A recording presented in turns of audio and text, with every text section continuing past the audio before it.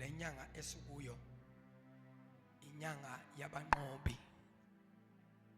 Uyabona abazalwa ngalenyanga, ukhona umuntu ozalwa ngo-October la endlini.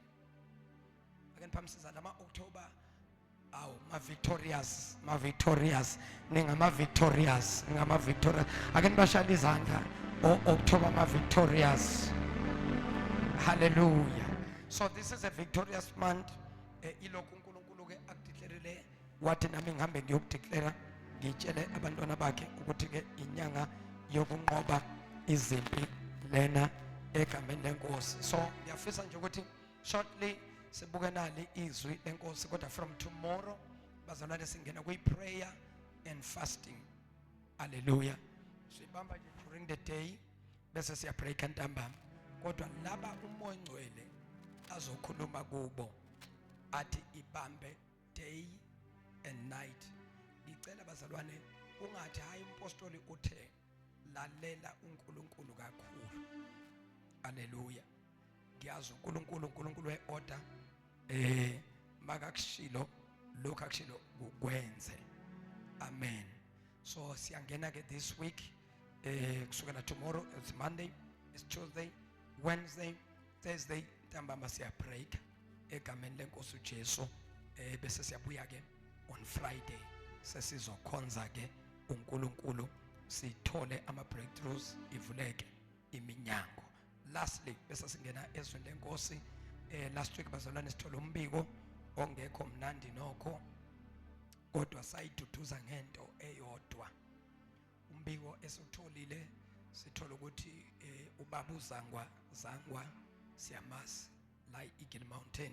Sithola ukuthi ubaba uZangwa inkosi yami usendlulelwe ngumama wakwakhe unkosikazi umama uZangwa usesenkosini ke bazalwane. So uyangcwatshwa ke this coming Friday le elusikisiki. Ngizoya ngiyomsupporta ubaba uZangwa, ngibacelile nabazalwane eThekwini. Ubaba uZangwa usebenze kakhulu ke eAeagle Mountain. Siuqala lo msebenzi ufikile wabamba impela ubaba kwezwakala bo 6 to 6 masibaqala uZangwa bengiqale naye samova sashona kubomthatha esebenza kusamuntu kaNkulunkulu. So sithi ke siEagle Mountain siyomthwalisa siyomsupporta, then ke mangibuya bese ngibamba iflight ngize ngapha eGauteng, bese kuthi Saturday ekseni bese siyajika ke negenge yaseThekwini sesiphindela emumva. Ayibonga inkosi. This Friday ngicela bazalwane niyo invite nimeme abantu. I need a full house, ngifuna ukugcwale ngendlela emangalisayo emabranchini bafundisi bami, nibatshele bakhuphuke abazalwane. Alibonga igama lenkosi uYesu. Amen. Right, sengiqedile ke ngimemezelo, sesingena ke ezweni lenkosi. Ngiyacela nje sesiwami ungifundele before ngizongena ku message of the day. Ngicela ungibambele Hebrews chapter 11 verse number 1 to verse number 3. Hebrews chapter 11 verse number 1 to verse number 3. Hebrews chapter 11 reading from verse number 1 to verse number 3. Yeah. Hebrews chapter 11 verse 1 to verse number 3. Sengiyakubona mawufunda ngalelo Bible kusho ukuthi ubuyibukela imvuselelo yasemthatha, ngoba abazalwane phela iBhayibheli labo lilayo. Wona namhlanje ufunda ngeBhayibheli akafundi ngaleli leli la alikho ngcwele bantu benkosi ayikabi. iBhayibheli elingcwele ileli. Ayibongwe inkosi. Hallelujah. Ngicela abazalwane abanganamaBhayibheli siwathengana amaBhayibheli bazalwane. It's very important ukuba neBhayibheli ungumzalwane. Not ubuke kwi-cellphone. Lele sekwele ku-cellphone edownloadiwe alikho ngcwele. Funa leli elingcwele. Holy mna dilingcwele enhlizweni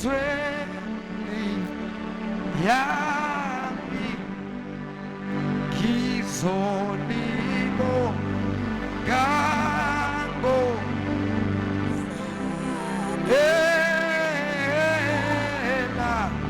yela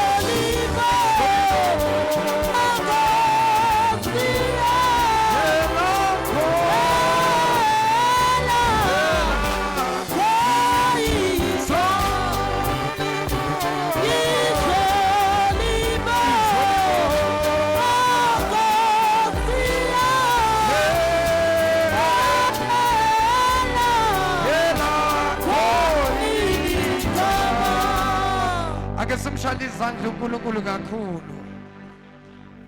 Hebrews chapter 11 verse 1 to verse number 3. Isihloko sendaba amaqhawe enkolo esivumelwaneni esidala. Amaqhawe enkolo esivumelwaneni esidala. Verse 1. Yes.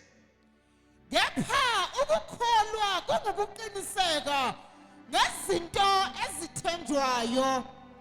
Kuyiqiniso ngezinto ezingabonwayo. Kepha ukukholwa kukuqiniseka ngezinto ezithenjwayo, kuyiqiniso ngezinto ezingabonwayo. Ngokuba okhokho bafakazelwa ngakho. Ngokuba okhokho, malikhuluma ngokhokho, iBhayibheli likhuluma ngo-Abrahama, likhuluma ngabo bonke abakholwa uNkulunkulu bengambonanga kepha bakholwa yizwi lakhe lokuthi ukhona uNkulunkulu, kodwa bangambonanga ndawo kodwa bakholwa yizwi elithi ukhona uNkulunkulu. Bathe sebakholiwe ukuthi ukhona uNkulunkulu, base babona izenzo nemisebenzi yakhe eqinisekisa ukuthi lo esingamboni ukhona, ngoba nangu sekenziwe. Ngoba ukube akekho bengeke kwenzeke okwenzake. So lokho kwasinikeza ke isiqiniseko sokuthi ukhona uNkulunkulu. Ukhona bukaNkulunkulu abubizi ukuthi size simbone ngamehlo. uMose wathi ngenye imini, uNkulunkulu ngikubonile udabula ulwandle, ngikubonile udabula iGibhithe wamkhipha uIsrayeli. Wathi ngiyibonile imangaliso zakho, ngihambile nawe ngakubona uNkulunkulu kwenza imangaliso. Wayesethi manje Nkosi sengicela ukuthi ke ngikubone, ngibonile izenzo, ngwabonile amandla, ulwandle luma. Wayesethi ngicela ukukubona ngamehlo. Wasemphendula uNkulunkulu wathi Mose, akekho mina ongibonayo maqede abeseyaphila. Make wangibona kusukuthi uyafa. Wa-insista uMose wathi ngiyacela ukukubona. Ngamanye amagama uMose akagcinanga kuyizenzo nezimangaliso, wathi ngifuna ukumbona lo Nkulunkulu. Haleluya. Wathi Nkosi ngifuna ukukubona. Wayesethi uNkulunkulu, yendoda akekho ongibonayo aphile. Wayesethi uNkulunkulu, ngoba ndoda uya-insist ukungibona, wathi kundawo ome kuyo kukhona idwala.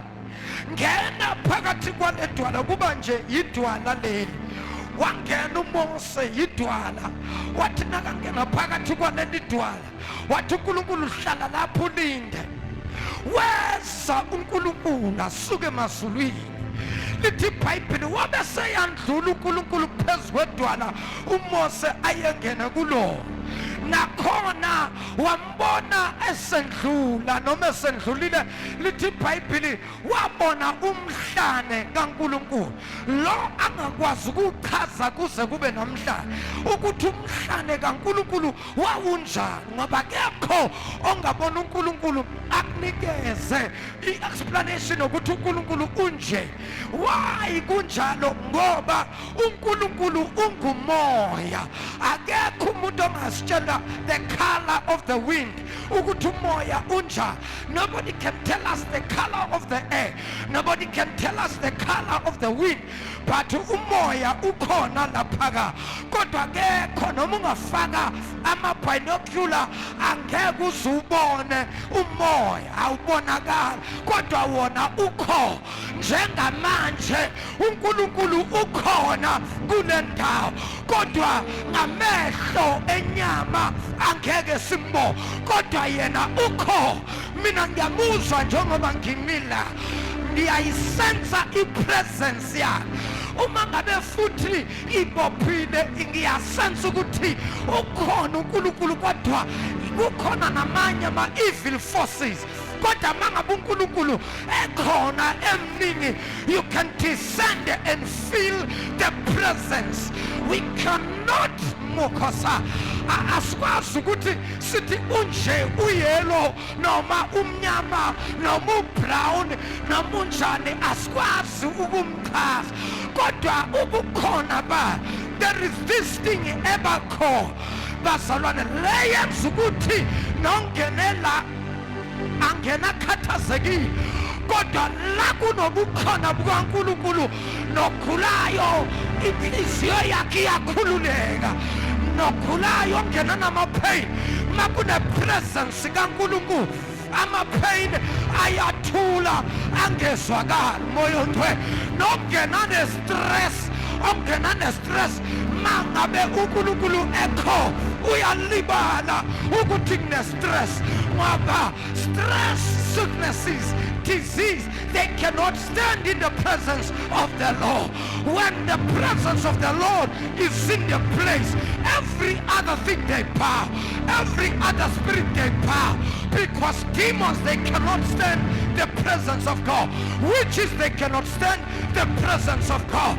Nabazalwane sihlushwa abazalwane abakhala ngokuthi kunabazalwane abathakathayo, kunabazalwane abasithwalisa kanzima ukuthi ani-understand i-presence kaNkulunkulu. Bazalwa uNkulunkulu akadingi the whole church, akadingi the whole masses of people. Nangaba nabantu abawu-2, kube nabantu abawu-3, kube nabantu abawu-4, kube nabantu abawu-5 abazothi nabaye edolweni bakhuleke kuNkulunkulu. 3, 2, 5 people, they can change the atmosphere. It's not a matter of a number that brings the presence, but it is the willingness, it's the commitment, it's prayer and fasting. Bazalwane ukuzimisela. Abazalwane abayi-2 bangadudula igodlo zobumnyama bawu-2. My. Then why baba fanele sikhuleke sonke? Ingoba izimpi zakho asizazi, asiwazi amadimoni akho. That is why everybody must pray, because ungaba kwi-presence u-enjoye i-presence.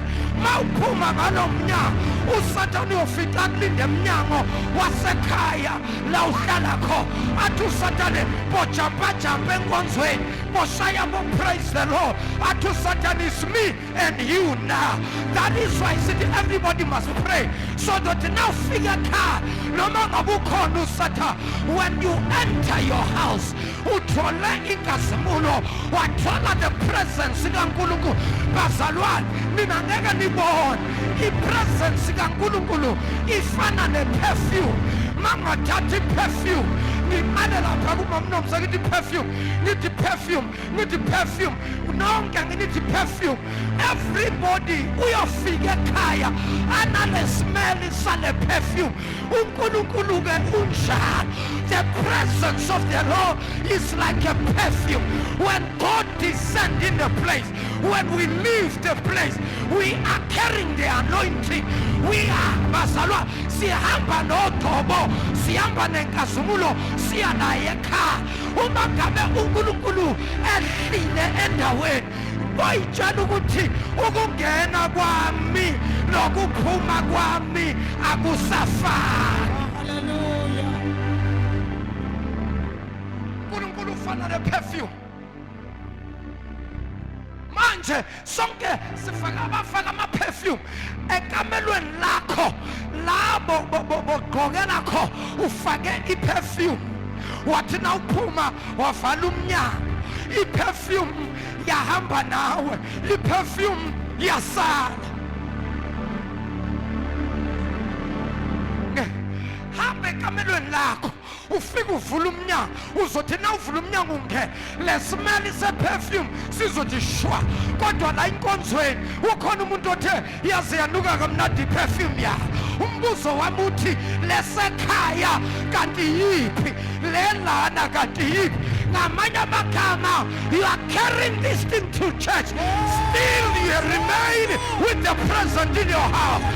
uNkulunkulu cannot bazalwa akukho la ngafiki kho uthi usekhaya uthi uNkulunkulu baba ngiyathandaza sala naleli kha, kodwa wena yenkonzweni uthi uNkulunkulu akasale nekha ngoba he's a God of multiplication. He can multiply himself.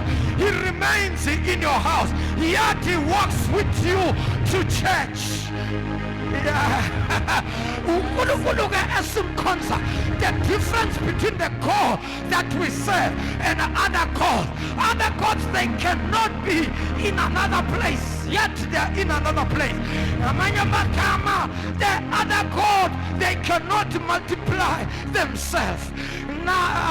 Nosimkhonza njengamanje kuyoshaya u3 kwamanye amazwe u3 wasekuseni.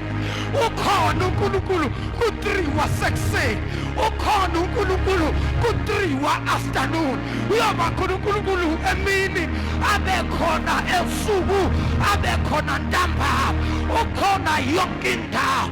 Why akhona yonke indawo? Because God is a spirit. Spirit is everywhere. Spirit is everywhere.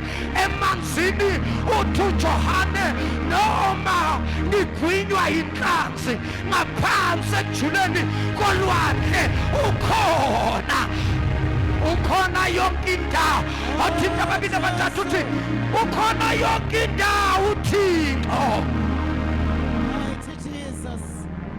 Ukhona yonke indawo. So now makehlile uNkulunkulu ungaboyithatha kancane into yokwehla kwezulu. Once uNkulunkulu wehla phakathi kwethu, embrace the presence. Thatha lento uthi Nkosi hlala kimi, uthi Nkosi hamba nalento. Ngoba into enza umahluko phakathi kwethu nabantu abangakholwa is the presence kaNkulunkulu esamba nayo. What we have, the world doesn't have. What we possess, the world doesn't possess. We have the power, not just any power, but the supernatural power, a power from above. That's the kind of power that we have.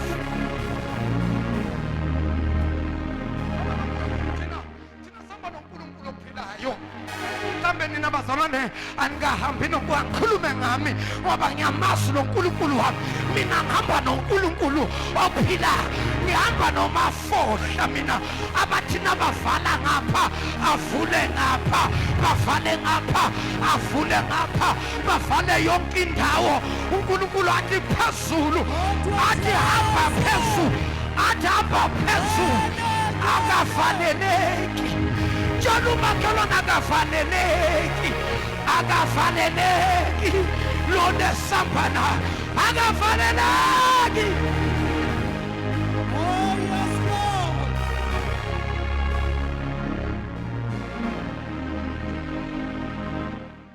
Uthi uJobe noma ngiya egodini lethunzi lokufa wena uNkulunkulu khona, noma ngiwena emanzini amaningi wena uNkulunkulu khona.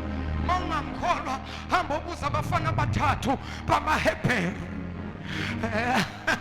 Sonke isizwe siflathela uNkulunkulu, sakhonza uNkulunkulu kaNebukadnezar, kodwa labafana abathathu bamaHebheru bathi nebandoda ningamkhonza uNkulunkulu wabaNebukadnezar.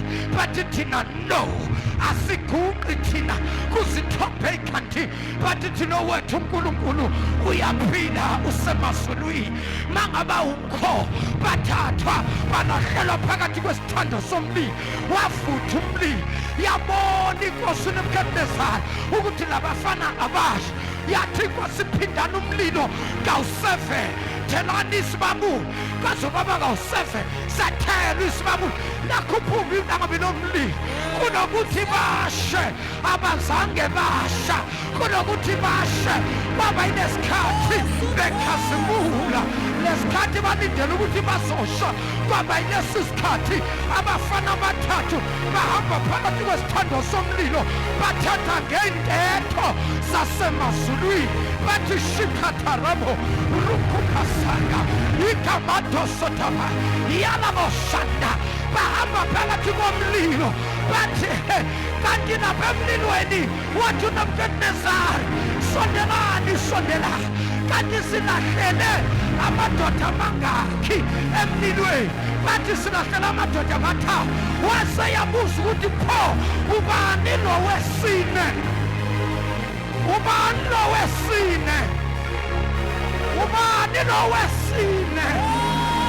Ubani lo wesine? Ubani lo wesine? Who is the fourth man on fire? Who is the fourth man on fire? Ubani lo wesine? Kanasekhaya imeko ophakathi kwayo ungacabanga ukuthi wedwa, awukho wedwa, uhamba noThixo ukhona.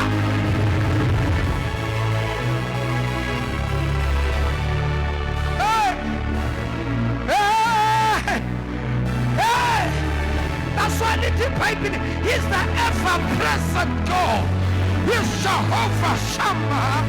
He's Jehovah Shalom.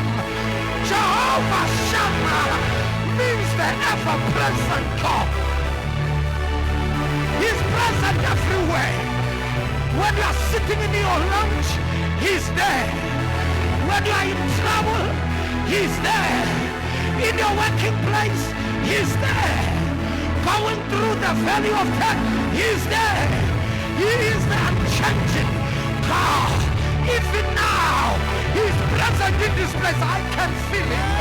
I can feel Him. He's right here. He's present in this place. Othinda babili abathathu uthi ukhona uThixo kule ndawo.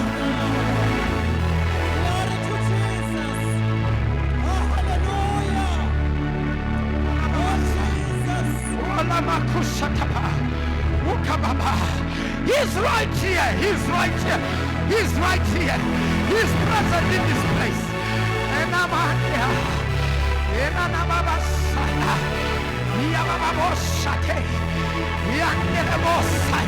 He is present here. If you are in trouble, tell Him.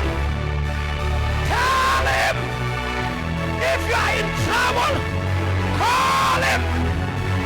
Call Him. Call Him. He is right here.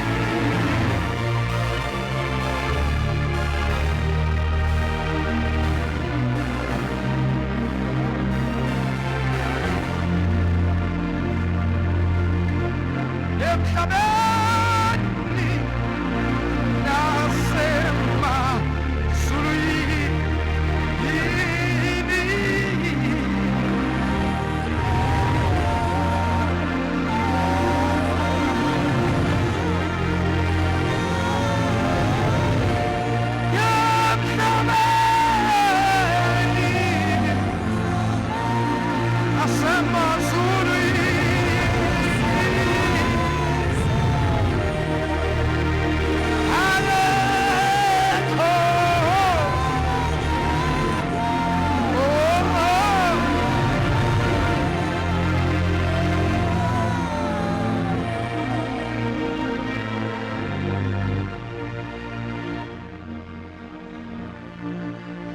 ngikhulume namhlanje bese ngiyathandaza. Ake ngikhulume ngalo uNkulunkulu othulayo phakathi kwezimo. What kind of God is this? I'm going through a lot, but God remains silent. I'm being hated. I'm being hurt. I'm being bound by demons. I'm being spiritually attacked. But God remains silent. What kind of God is this? Because He has promised me that He will fight my battles. I'm in battle, but God still remains silent.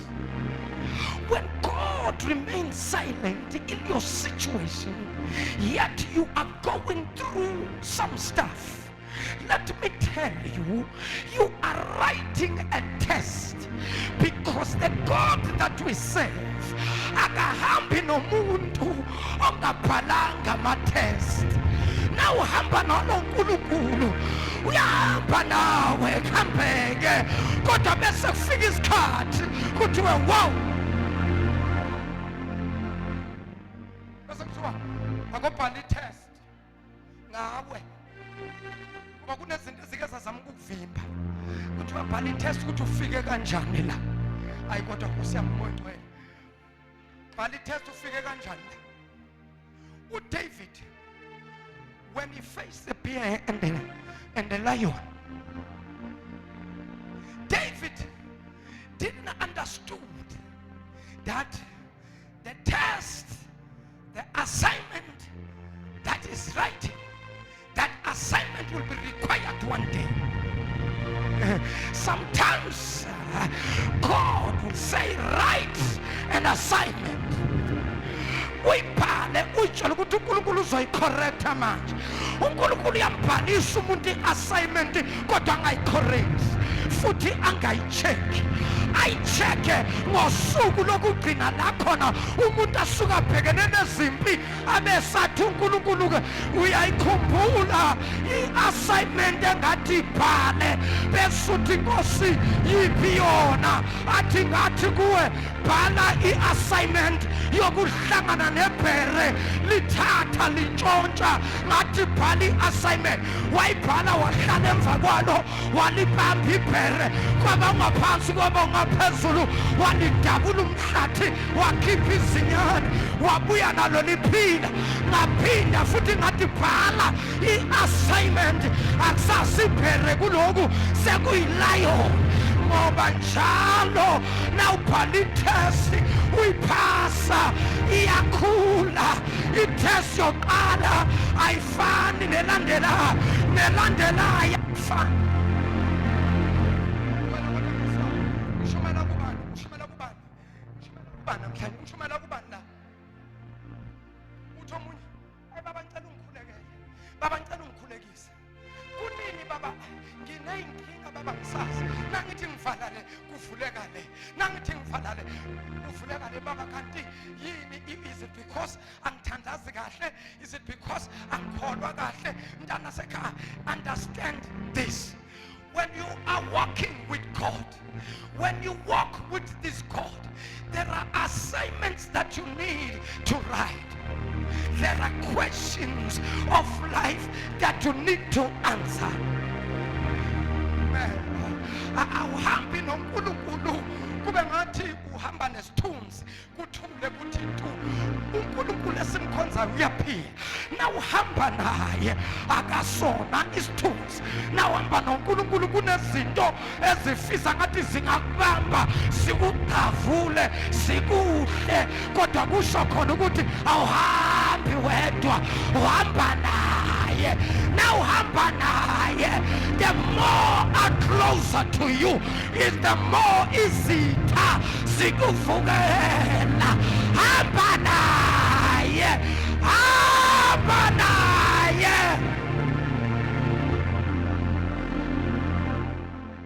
Ivangeli lanamhlanje, ivangeli eliwiki, ivangeli elingakwazi ukufundisa abazalwane, utshela abazalwane iqiniso lokuthi na usindisiwe akusho ukuthi awuzukulingwa, akusho ukuthi awuzukudlula kuzilingo. Na usindisiwe, izilingo zakho ziningi ukwendlula zomuntu ongakholwa. Kanti uthini uDavide? Uthi noma izilingo zothandiweyo zingaba yinkulungwane, kodwa uJehova uyamnqobela kuzo zonke. Nameso odlula kuso naso uzoqoba.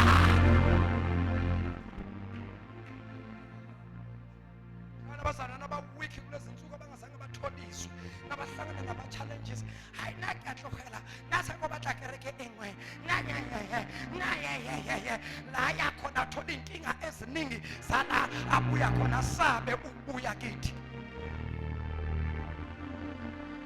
Njengalaba ababephosta sebasendaweni ey'thile sebaphumile kithi. Hey futhi abazalwa, musani ukuyenza lento, musani ngoba alikho ibandla elinganankinga, amukho umfundiso onganankinga.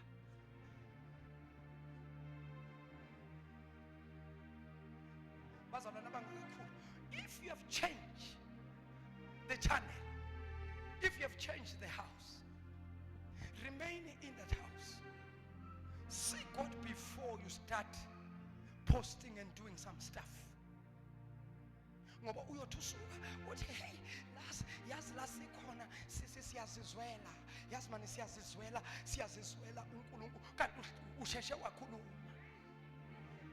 Ufike ehlile umoya ogcwele. Kanti uyezo usuku la azoba khona kodwa kube ngathi akekho.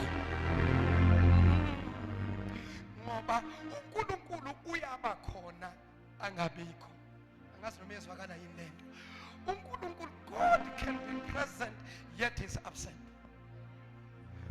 In the middle of the night, when my heart is broken down, rise and pray, rise and pray, rise and pray, oh rise and pray. In the middle of the night, when my heart is broken down, rise and pray.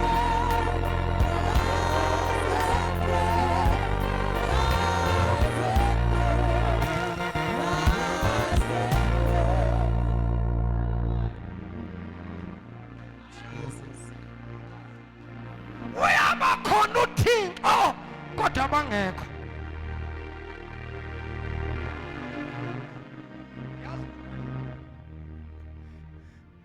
Lena ke ayifuni nocawe, le ayifuni o spiritual babies,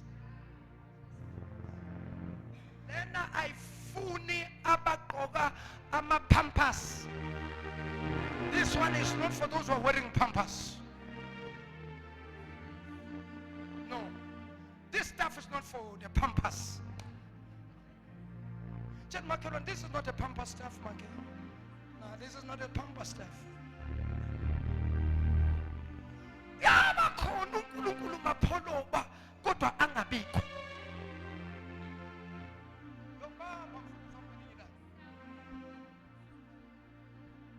iBhayibheli lithi he's the ever present God.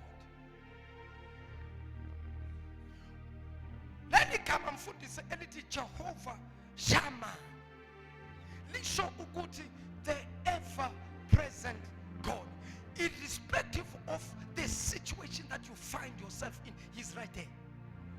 In the midst of your trouble, he's there. In the midst of your joyous and your happiness and your gladness, He is there. Akukho apho uThixo angakho khona. uThixo uthi umhlabelelo ukhona maxesha onke. Baba kuyikhulume kahle babushabalala lena. Kwenziwa yini ukuthi ungumzalwane usindisiwe? Baba ulenza izwi likaNkulunkulu. Uthandaza, uzila, ufast. Kodwa izinto zakho zivele zibophe. Kwenziwa yini baba uzuphele unyaka 12 months kulukuqu? Uzungena kunyaka wesibili 24 months kungenzeke lutho empilweni yakho. Umntana sekhaya. Lithi iBhayibheli uma wehlelwa yilezi zilingo ubokwazi ukuthi mkhulu ongakuwe kunalo sesweni. Ngoba ababiziwe ngokwecebo lakhe uthi uNkulunkulu bayalingwa bayavivinywa. Mzalwane, musufuna ukuba likholwa eli-enjoya ama-blessings, eli-enjoya ama-benefits, kodwa lingafuni ukubhala ama-test. Sukuba ngumzalwane mama olindele okuhle kodwa kuThixo nokubi kulo Thixo kuyenzeka. Mawungangikholwa hamba ubuza ubaba uJobe. Hamba ubuza uJobe. Nina nithole the fast food. Nina nithole the microwave stuff. The noodles. That's the gospel that we have received. The instant thing. What God is going to open doors for you. God is going to bless you. Abazalwane beza ngokholwa, abazalwane beza nakhona hayi ngokholwa, beza ngeexcitement. Kunomehluko ukuza ngokukholwa, kunokuza ngoku-excitwa yizwi. There's a difference between excitement. You are coming with the excitement. You these days, I can't afford ukulova isonto. Akashumayela ubabshabalala kulezi insuku. You see that's where your problem is. When you are getting carried away by the preachings and the sermon. Now after the sermon you don't sit down and analyze everything and check the message. Because every message that a man of God delivers, at the end of the message there is assignment, there is test.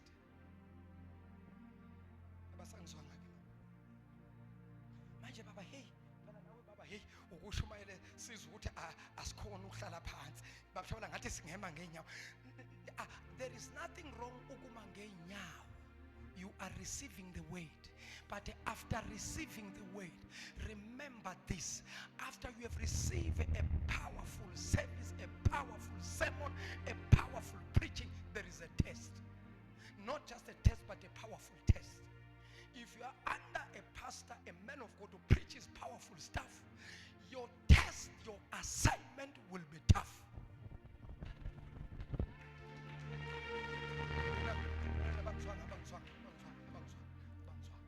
Mawungaphansi komfundisi oyibandelayo nawe izilingo zakho uzuyayibandela nje. Kodwa na ungaphansi komuntu kaThixo owambhula imfihlakalo yezoliphela right now spiritually. The message I'm delivering, there's a shift in the dimension of the spirit. The shifting, when the shift takes place, ayikho into that frustrates the devil like a shift in the spirit. When there is a shift in the spirit, it makes the devil to tremble, because the shift of God is not like a shift of man.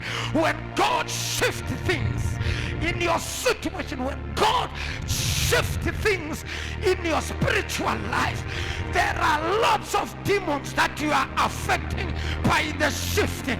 When God changes things in your life, positionally ungazibona wena, physically ungazibona usafana naqa, kodwa spiritually awusafani nabantu abafike this year, nabantu abafike kulo nyaka, nabantu abafike kulezi nyanga, ukufika kwabo la akusafani. Kodwa Nkosi yami oyondwe, ayisafani into yakho ngendlela owafika uyo. There is a level othathwe wabekwa kuyo. No wonder why there are so many challenges in your life. The devil is not after an empty person. The devil is not after an empty vessel, but the devil is after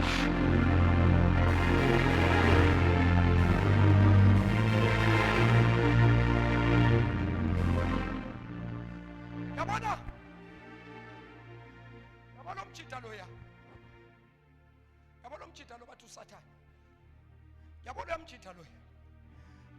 Mina nayivela siswahani. Kodwa lo mjita zikhona izinto anokuzenza. One thing enginotisile ngalo mjita, akawa waste amabullet. Uma efuna umzalwane, he will make sure ukuthi tracks, he follows, he monitors every step that you take. Sometimes the devil might find you at your weakest, but he will never act. He will leave you. He knows when to strike.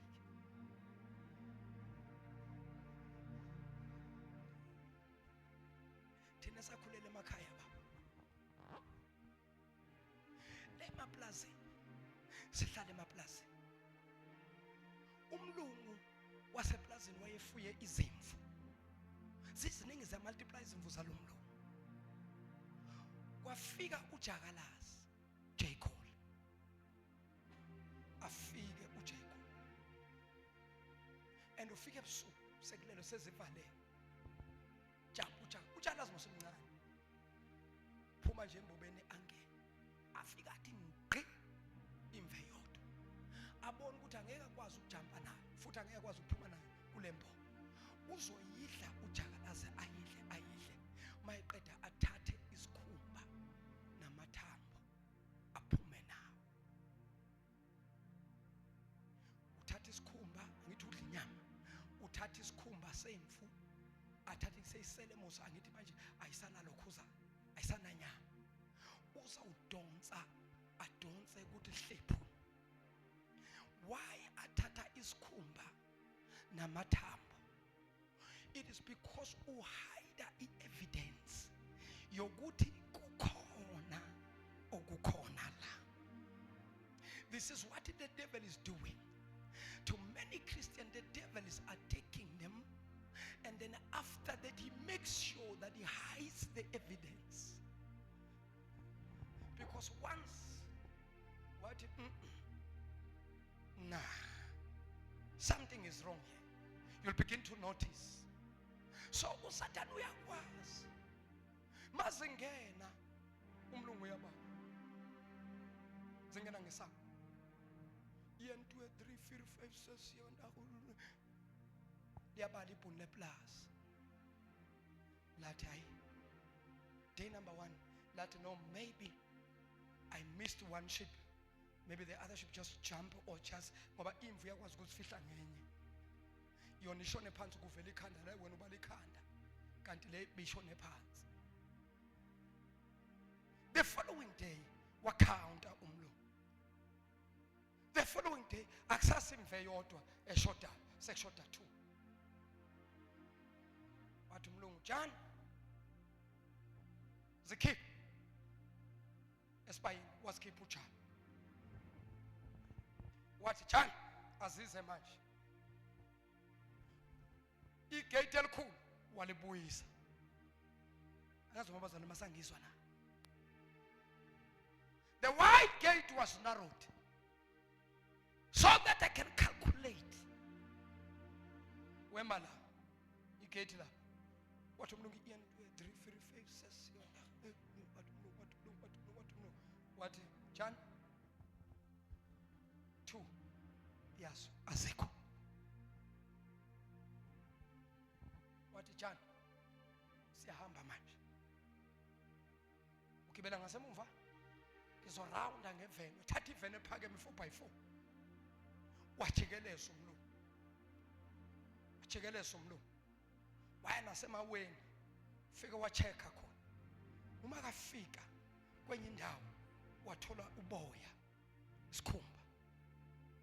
Wathi, John, now I know who's after us, who's after our sheep.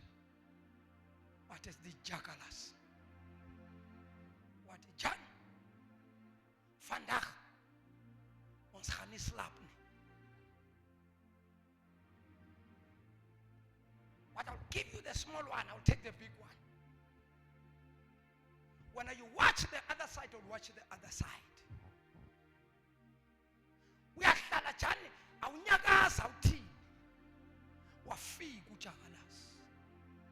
Uyazi mos ukuthi angiyafista la. Kumele bangifika nje ngithi. Wafika zaqala izimvu. Uzumuvela one side. Fikile uJakalasi. uJakalasi ngqi imve yodwa. Wathi umlungu. Wathi uJane. Bas. Mutek skid. Should I shoot? Wathi umlungu. No. Don't. Because vandag ons soek daai jackalas. John McKenna ons soek daai jackalas vandag. Soek daai jackalas vandag. Is die jackalas daar by jou huis? Dis die jackalas daar by jou werk.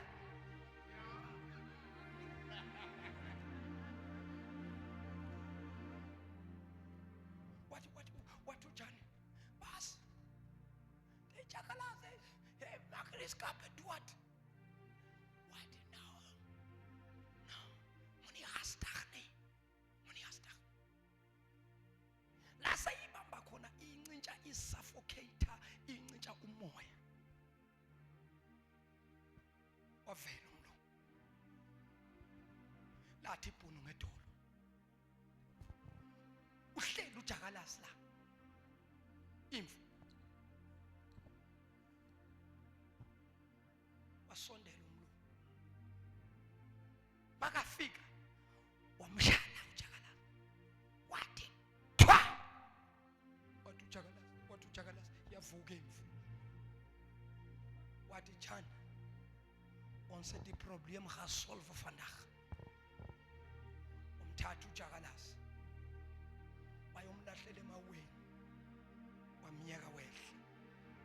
Wayode cha. Wafa uJakalasi. Wathi umlungu, ons het die probleem gesolve vandag. Zaphuma. Zamba zoyodla. Zathi nazibuya wathi John. Wathi umlungu 1 2 3 4 5 6 7. Wathi ya. Vandag alles maskapers esiso. Wathi abantu shabalala kanti wayifunda apha eAfrikaans. Maskapers esiso. Daai jackalas is dood. Vandag ons gaan daai jackalas doodmaak. Ons gaan die jackalas doodmaak. Ek weet nie wat is jou jackalas. Wat ek weet dat my Here gaan jou jackalas doodmaak.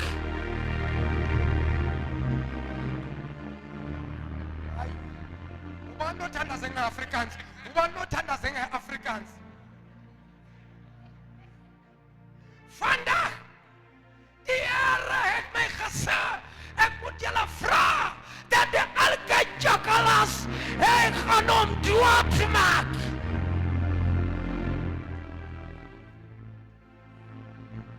Uthini babshabalala? Isingakhe lesasikhulumayo. Isibhunu.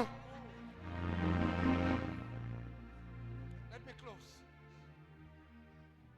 The devil will make sure that whatever that he kills, whatever that he destroys in your life, will hide it from you so that you can see. maar die Here het gesê vandag ek moet die jackalas doodmaak. Die jackalas gaan doodmaak vandag.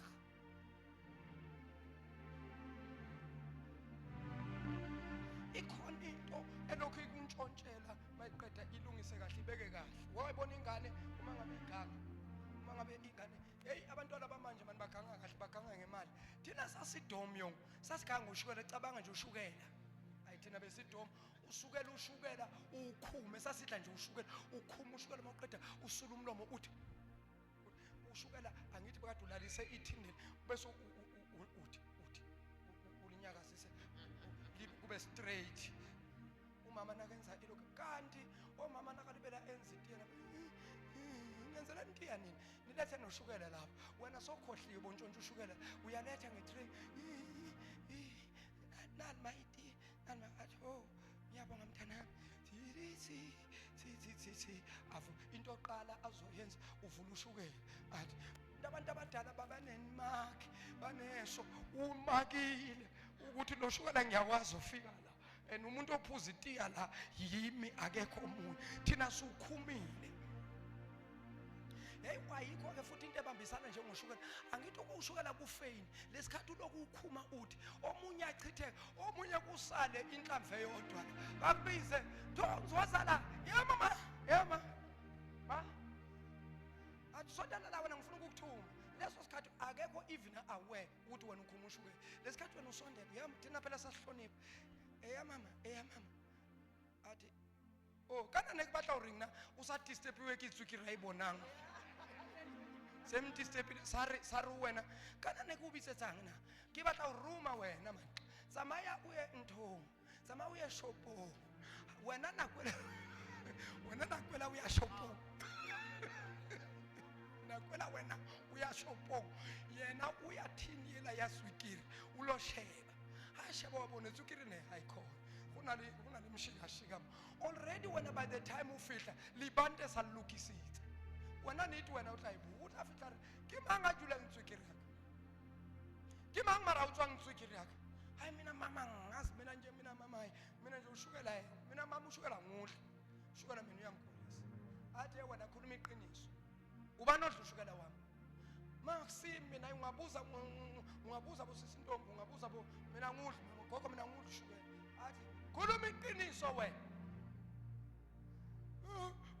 umuntu ogangile uqala inyembe zakhe iseduze isigebengu inyembe zakho na iseduze laba abanye bazababuza athi ayangudlanga yabona lona uzothi mina ngudlanga mina ngisukela mina uyanakanyeka isigebengu leso ukuvala ngenyembezi uzumzwele ukuthi inkosi yami kodwa hayi inkosi yami akudlanga lo kunamanga yiko kanye akudlile as the jackalas astuteri jackalas. Let me close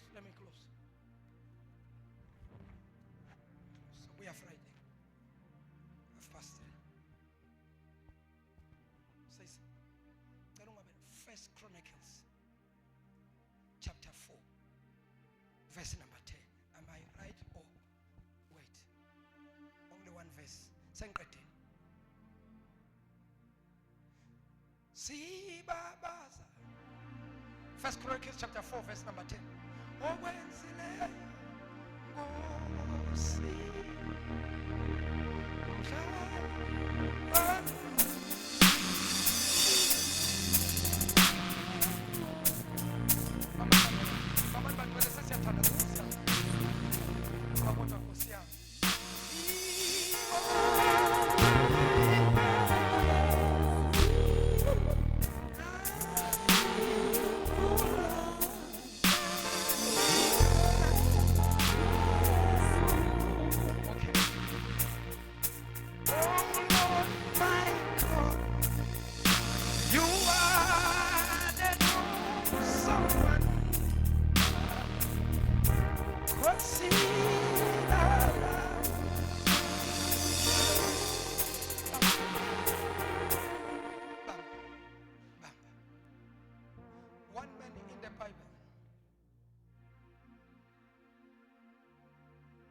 did almost everything. He prayed all kinds of prayers. Your prayer and fasting, all kinds of prayers that you may name. He prayed to God and said, God, I have prayed all kinds of prayers. I don't know what to pray for anymore. I prayed for almost everything. But still, you have never answered my prayer. And then he said to God, okay, let me not go forward. Fundela says only one verse. 1 Chronicles chapter 4, verse number 10.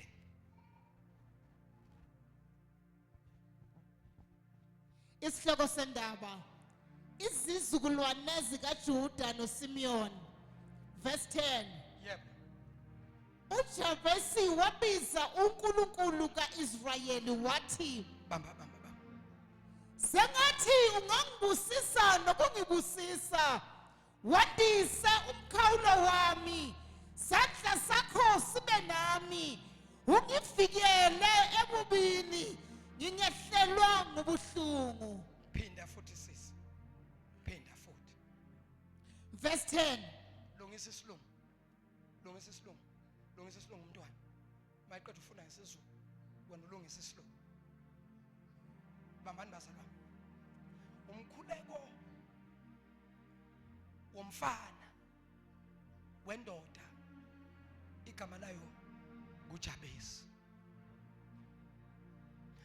Ake sizwe umkhuleko walendoda.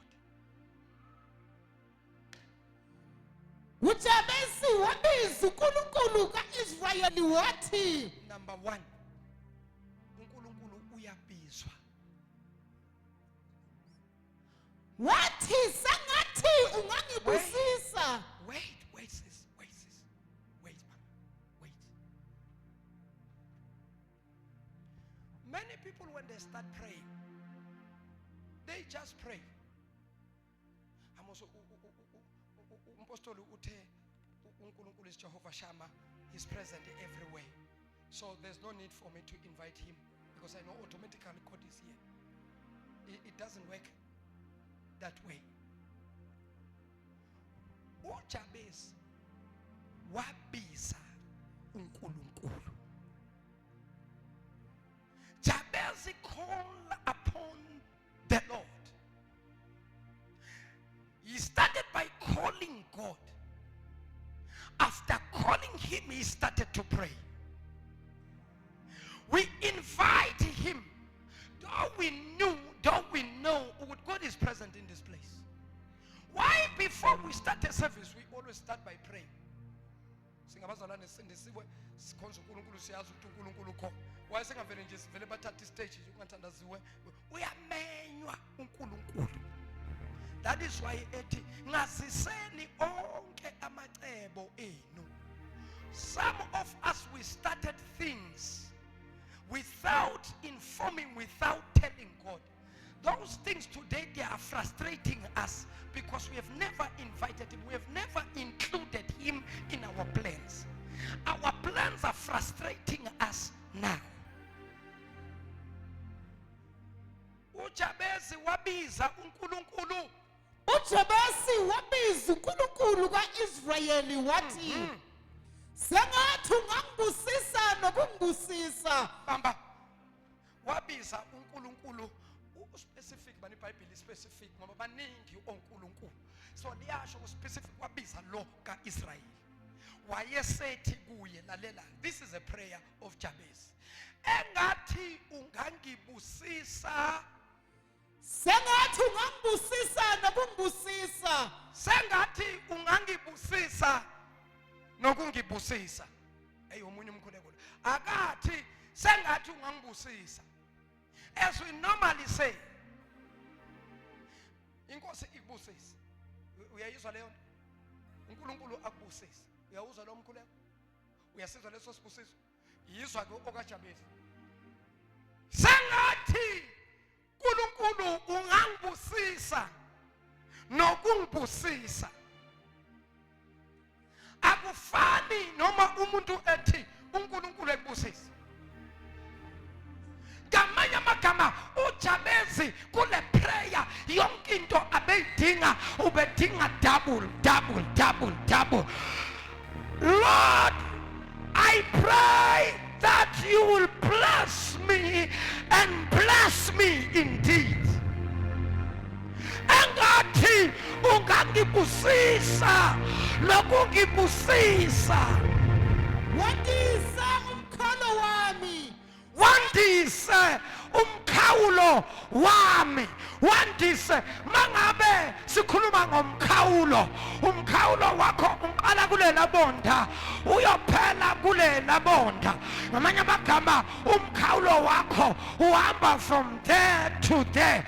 So now when you say to God, God, enlarge my territory, you are saying to God, increase the space, increase the place, increase. Bazalwa, it's all about increasing. That is why the prayer said, ngibusiswa ngathi ungangibusisa nokungibusisa. You can't say this prayer if you are not ready to enlarge your territory. When you pray that kind of prayer, you must, Bazalwa, you must be ready to extend. I want to prophesy. I want to prophesy upon each and everyone who's present in this place. May God enlarge your territories. I don't know what you possess, but my prayer, may God enlarge your territory, because I'm seeing big cars are coming. Hey, Lord, enlarge my territory. sengathi ungangibusisa nokungibusisa wandisa umkhawulo wami Yeah. sandla sakho sibe nami ungivikele ebubini Sure. ngingehlelwa ngubuhlungu Sure. Wathandaza Jabezi man, wathandaza umzalwane man, wabiza yonke into efanele ayibize, elokugcina wafana ngecovering wathi ungivikele kubo bonke ububi. Protect me, Lord, from all evil, because ikhona into yokuthi ungabusiseka ube naso isibusiso kodwa uthola ukuthi siyakhalisa isibusiso sakho, uyalila, uyacomplaina, yet you are blessed. That is why Jabez said, Lord, protect me in this enlarging of my territory. May your divine protection be upon me. My prayer upon this church, may God increase you, may God enlarge you, may God protect you, may God open doors for you. Thank you, Jesus. That is my message.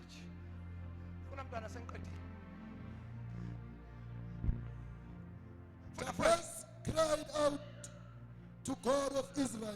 Kahleke bhuti. Mbolekele mama. Mbolekele. Funa ngathi yezwakala le. Jabez cried out to God of Israel. Jabez cried out to God of Israel. Oh, that you would bless me Oh Lord, that you may bless me and enlarge my territory. and enlarge my territory. Let your hand be with me. Say again. Let your hand be with me Let your heart be with me. and keep me from the harm so that I will be free Keep me from the evil heart so that I can be free. from pain. Say again. Say, from pain. Save me from every pain that I might come across, from every trial, from every pain that might cause by an evil heart. Lord, protect me. Lord, hide me. And God granted his request. And God granted his request. uNkulunkulu wayesemnika lokhu Jabezi ayecele. Jabezi kanti yini uthi uJabezi uNkulunkulu yandisa imikhawulo yami ukuze uNkulunkulu izitha zami zingafinyeleli kimi. uNkulunkulu yandisa imikhawulo.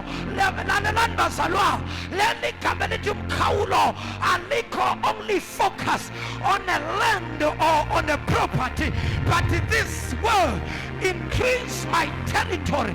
Territory is not only the place, because territory it's a place. It's a place. It's a place. So now Jabez prayed a prayer more than a place, more than a territory. In other words, Jabez was saying to go, enlarge my territory, enlarge the space, the place where I am physically. And he said, extend my territory. He was saying, increase or enlarge my territory physically, increase my territory spiritually, increase my territory financially, increase my territory. Bazalwane bandwe, is not only the land that Jabez was praying for. He was saying to go, everything that I lay my hands upon, everything that I touch, multiplication, increase must take place. Upon my finances, God enlarge my finances. Upon my marriage, let love in this marriage, let love in this, increase love, go in this marriage. God enlarge my house. Hey, lendo yokuona umuzo wodwa watu Jabezi iyaphela. Angibe nomuzo eGoli, ngibe nomuzo eThekwini, ngibe nomuzo eMthatha, ngibe nomuzo eCape Town, ngibe nomuzo eLimpopo, ngibe nomuzo angibe nemizi zonke indawo, angingabi nemali, angibe nezimali. God enlarge my territory. That was a prayer of Jabez.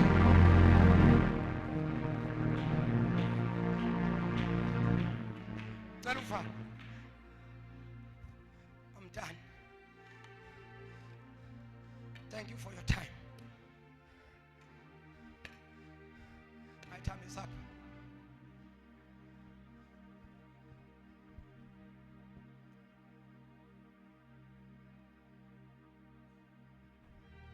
Bazalwane, kusukela manje la Eagle Mountain asawuphinde sithandaze umthandazo wokwesaba. Unjani babashabalala umthandazo wokwesaba? Hamdimlanga mfa like abamerekonyana nje. Urikitsi wo say like matbohle. Hey, what's a rapela? Lamdi makamfa nje ntonyana ya urikitluwe fela lekesheneng ke mmereko. Like abakolonyana nje. Enyane like abanje 2-seater or 4-seater. Muti mina kamfa nje thurumnyana. Ukasitshwana le mkhukhu ekidula ngona. Namuti makampha munanyana nje. Munanyana nje ngwaneso. Munanyana nje ore kiba nina kibe na le monna. Lina ki kenye sinto bariki emruti chono kasisudu. Pala mnwana ngwane Yesu. La muti nje akampha mona nje lina ke ke phamisa letsoho nje ho bona hale pala mnwana. Ene jwale dithapelo tse jwalo di entsweng mengwaga e mengata dilemo tse dingata bazalwane ba ntse ba etsa di-prayer tseo. Why Modimo sa Arabi hana tsona ntho tseo? Modimo hana monanyana, Modimo na le bana, Modimo hana koloinyana, Modimo na le dikoloi, Modimo hana motsinyana, Modimo na le motsi, Modimo hana tšhelete nyana, Modimo na le tšhelete. Why in the new season? Yet Jabez prayed and said, Lord, enlarge my territory. yandisa Nkosi imikhawulo yami. Hey Nkosi, hey ngicela bazalwane umzuzu emthathu u3 minutes sokhula nje umkhuleko owodwa.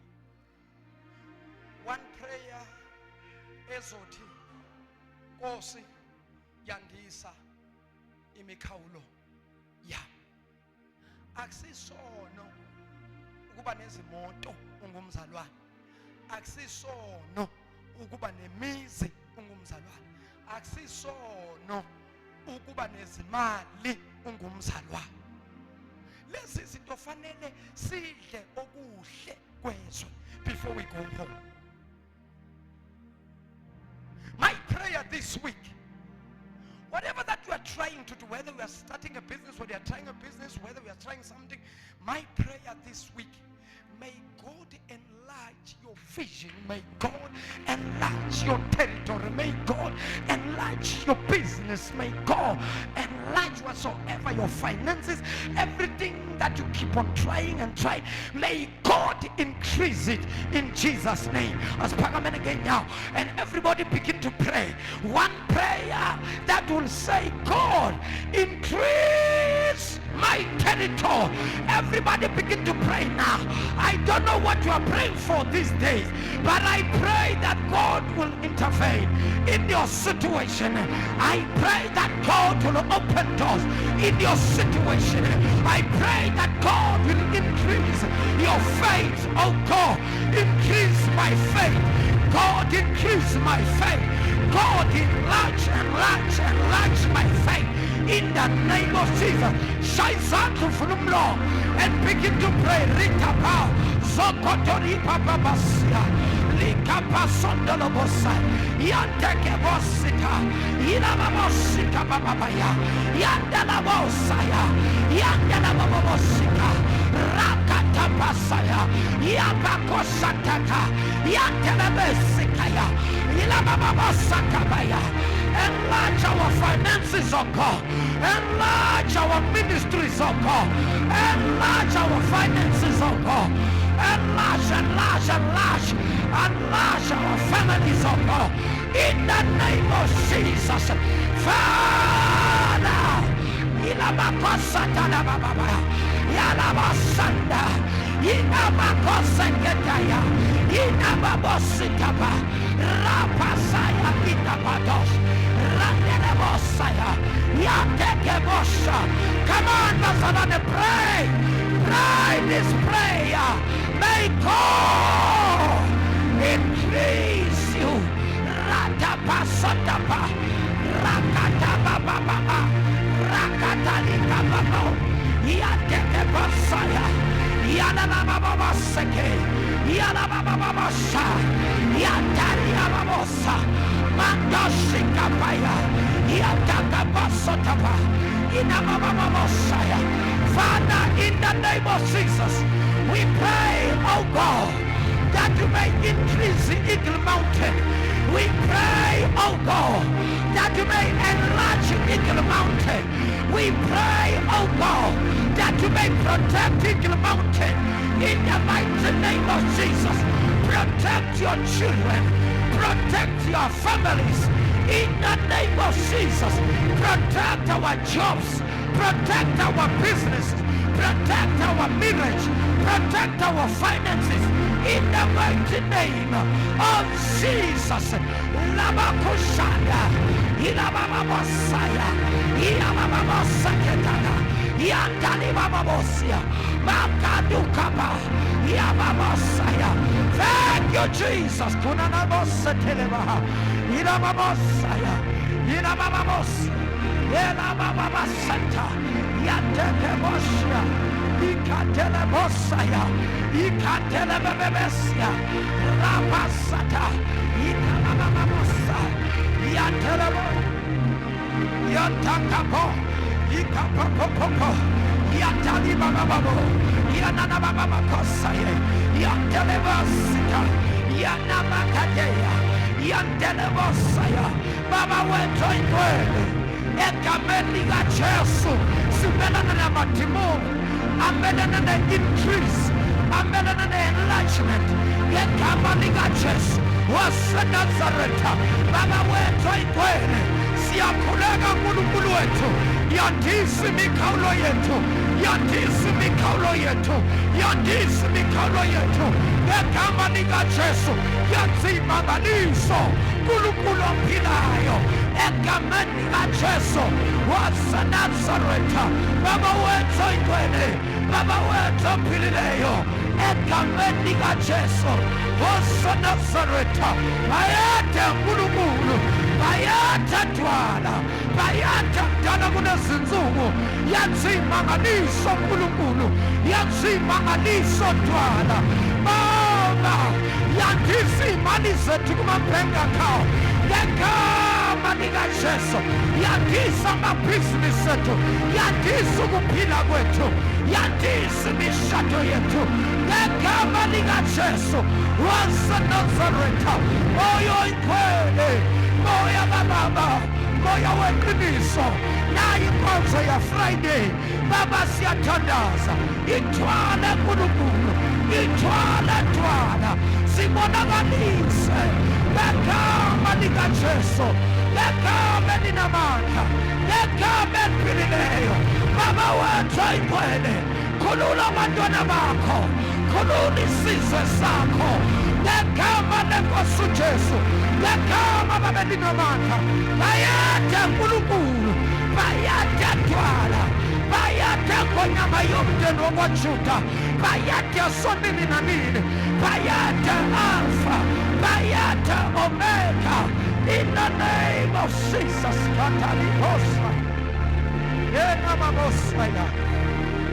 Father, we thank you. Father, we bless you. We give you honor. God, we give you praise. God, we give you glory. In Jesus' mighty blessed name we pray. Thank you, Father. We seal our prayers by the blood of Jesus. Powerful blood. Father, we thank you. It is done in Jesus' mighty blessed name. And as I'm sharing shombe elikhulu egama lenkosi. Mshaleni izandla kakhulu uNkulunkulu.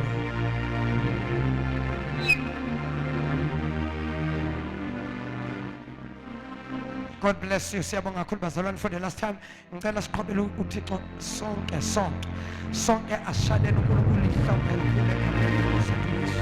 Thank you Jesus. Ngiyacela bonke ababukeli bethu abasibukele abazothola le video egameni lenkosi ethu uJesu. Ngiyacela kubo bonke abangcwele, ngiyacela kubo bonke abazalwane, kushunyayelwa kwevangeli noma kushumayela ivangeli ku free of charge, kodwa ama means okulehambisa ivangeli ukuthi lifinyelele kubantu akukho free. Kubeza ukuthi sithathe imoto zethu sinikele ngazo, sifake upetrol, sithathe equipment, siyomemezela, siyoshumayela kubantu basindiswe abantu. Equipment esisebenzisayo mele iserviswe, equipment esisebenzisayo mele senze sure ukuthi lithola a quality sound, a quality video. Konke lokhu kudinga umnikelo, kudinga imali yakho. Siyacela wena ubukela usekhaya, uyabusiseka nawe kakhulu futhi uNkulunkulu uyakwenzela. Ngiyacela ngomusa wenkosi ethu uJesu, ngiyacela ukuthi uthathe imbewu yakho uyitshale. Amukho umuntu okwahlupheka enike nako uNkulunkulu. Cela njengamanje uthathe iselfoni yakho, qeda ukulalela le message, uyizwile ithintile impilo yakho, uthi nami Nkosi yami ngikhuleka nomkhuleko kaJabesi. Ngicela ukuthi uthathe iselfoni yakho manje ungena kwi-app yakho, uthi Man of God Apostle, nawu owami umnikelo baba ngiyawutransfer. Omunye athi baba mina nginako lokho kucofwa la emafonini, kodwa umnikelo imbewu nginayo. Ngicela ukuthi uthathe nanka ama-banking details ayahamba lapha kwiskrini sakho. Thatha lama banking details uwabhale phansi, bese uya ku-ATM ufike ufake le account, bese uyathatha imali yakho uyayifaka. Abanye ama-account uzothi na ufaka izothi Eagle Mountain Prophetic Ministries, abanye uzothi na ufaka izothi Mthunzi Jacob Shabalala, noma izothi MJ Shabalala still usafake endaweni right. uNkulunkulu Musa akubusise, uNkulunkulu alibusise ikhaya lakho, uNkulunkulu abusise umuzi wakho, uNkulunkulu abusise umndeni wakho. I am your apostle MJ Shabalala. I salute you. May God bless you.